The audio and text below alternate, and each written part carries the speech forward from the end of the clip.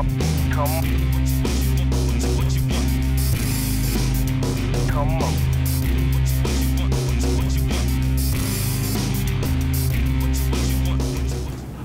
to another edition of Blitz Extra here on GoSanAngelo.com. I am Quentin Martinez, the Lakeview beat writer for the Standard Times. Of course, sitting next to me is Paul Harris. He is our assistant sports editor, and he has the Central Beat on lockdown. And sitting next to me on the other side is Mike Whitson, who gets in his car and drives all over West Texas every week, as he has the Concho Valley and all over West Texas taken care of for us with our area beat. So we'll talk about that in just a moment. But before we do that, let's start locally, and you talk about the Central Bobcats, who were expected to get a win last week against Lubbock Coronado, and they did just that. That's right. They beat Coronado 26-7, and it wasn't a spectacular win, but the Bobcats played well, and they did more than enough to get the victory.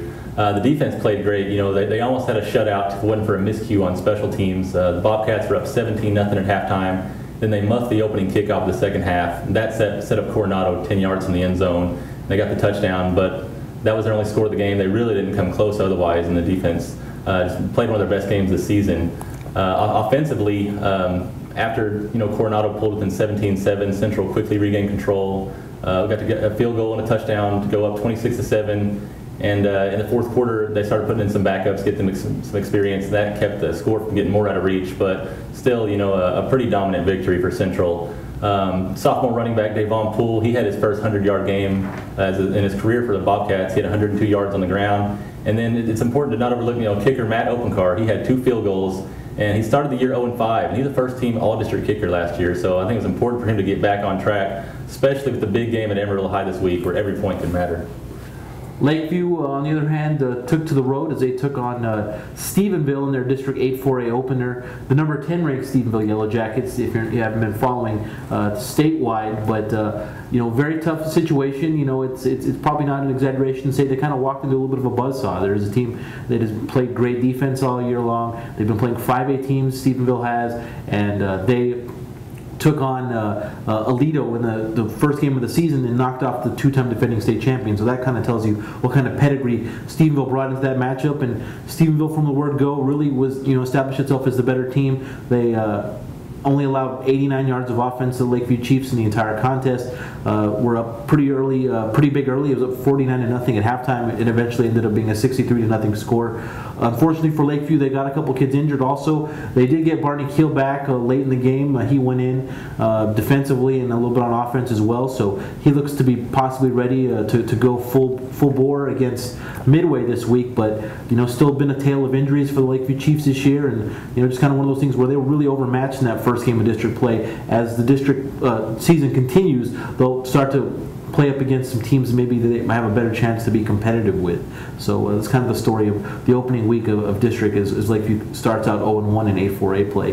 When you talk about district play, it's hard to imagine that there's some big games starting off right away, but that was definitely the case in our game of the week last week, Mike. Absolutely. Big time matchup in District 6 1A. Had the Bront Longhorns traveling to Menard, and this was a really close game in the first half. Just Bront led 7-6, and it looked like it remained that score going into the locker room, but with just under 2 minutes left to go, Ty Lee called Creed Colson on a 58-yard scoring pass, and then Bront came out for the second half, scored on their opening drive, just completely changed the complexion of that game. The outstanding line for Bront was just dominant in this game. They paved the way for Colson, finished with a season-high 313 yards and 3 touchdowns in the game. Jordan Ballman added another 100-plus yard performance on the night. Just a really big win for the Bront Longhorns. And also around the area, the Wall Hawks just continued to just roll over the competition. Had a big matchup with Colorado City this week, a team that's kind of been a nemesis for them as of late. Colorado City's won 6 of the last 5 matchups heading into the contest, and like Coach Guy said, it was kind of a monkey that was on their back. So it was really nice to see the Wall come out with a big 42-7 win in that game. Tallied over 400 yards of offense, led by Grant Eubank, had 111 yards and 4 touchdowns on just 10 carries. So Wall is definitely for real this year and playing really good football. I think they improved up to number 6 this week in the AP rankings, so definitely a team that not only will make noise district-wide, but once November turns the page, Wall should be hanging around. Turning the page a little bit to this week, you talk about the Lakeview Chiefs continuing play in District 8 4A. Have another difficult opponent when they have Waco Midway coming to town to San Angelo Stadium. Midway themselves kind of a surprising 0-1 start in District 8 4A play as they fell to Waco High 26-24 last week. They were actually up 24-10 in that matchup that was played at Midway, and Waco High scored the last 16 points of the game through the third and fourth quarters. So a little bit of an upset pick, but Waco High has been shown that they've been a lot improved this year. For the Midway Panthers, the biggest thing that Lakeview is going to have to contend with is quarterback Jordan Darling and wide receiver Hunter Jarman. Jarman catches 75% of all the passes that Jordan Darling completes, so that's a big, huge pass-catch combination, probably the biggest one in the entire district. And then to counter that, you have B.J. Kelly, junior running back, who's averaged 10 yards per carry in his 2 years on varsity. Been a huge guy for the Panthers. So those are the two things they have to stop. For Lakeview, they're starting to get some more people healthy. Friday night we'll see how many kids are actually back out there. They've missed some key defensive players. They've missed some key offensive players. They played a third-string quarterback last week, Dylan Gilbert. So depending on who's healthy this week, Doug Kuhlman says he's going to look at it and analyze and see exactly who they have ready to go. So there will be some surprises Friday night to see exactly who's game and ready to go. But that could play a huge factor in whether or not Lakeview's offense can kind of get on track for the first time in a couple of weeks.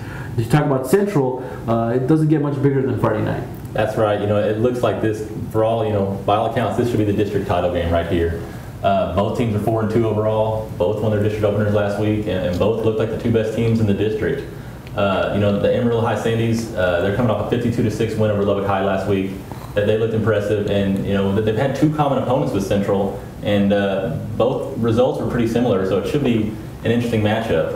Last year, Amarillo High came down here, won 52-24. Central was actually up 17-14 at halftime in that game before things kind of fell apart in the second half, but Amarillo High was clearly the better team last year. They went undefeated in district, and it wasn't really expected for Central to hang with them. This year, it looks to be a lot closer. Amarillo High, they lost 10 starters on defense from last year. Central brought back 7 on both sides of the ball.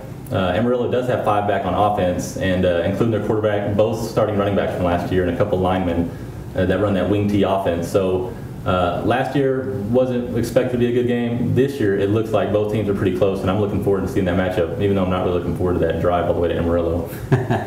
Paul will be pretty busy Friday and Saturday, just in making that drive straight north, heading up to the Panhandle.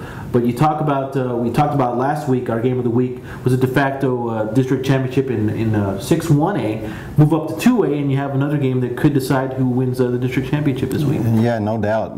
Game of the week is the undefeated Sonora Broncos traveling to the Graveyard to face San Saba. And while Sonora is undefeated, you look at San Saba; they're 4-2, coming off a big district opening win over Harper last week. But San Saba's 2 losses have been to Wall and a 5-1 Laga Vista team that played in the state semifinal last year. So San Saba is definitely up for this challenge, and it should be a really good matchup. If you look back at last week when both teams opened up their district schedules with wins, Sonora had the big 59-0 win over Junction, and like I said, San Saba blanked Harper 44-0. So 2 teams that are playing at a really high level, and it should be a really big matchup at Rogan Field. And another big game to watch out for is in Water Valley, where they seem to have a big game every week in Water Valley this year. You got a Rochelle team coming in that's 4-2, started the season with back-to-back losses and have since reeled off 4 straight wins. 3 of them been Mercy Rule wins over perennial powerhouses in Panther Creek, and last week a strong team that just won a district title like 2 years ago. So Rochelle should be up and game for this challenge.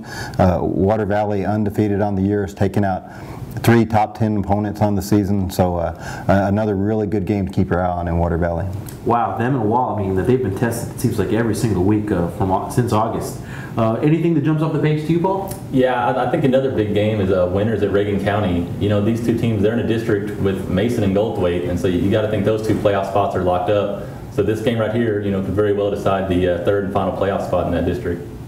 Another good matchup to look forward to this week is, we get closer and closer to playoff season. We'll have the teams clinching up spots and things going down to the absolute wire. So keep up with the Standard Times as well as our Blitz homepage, Blitz Extra as well, as we get you every week caught up with what has gone on and what will be going on this Friday night. So thanks for watching another edition of Blitz Extra here on GoSanAngelo.com.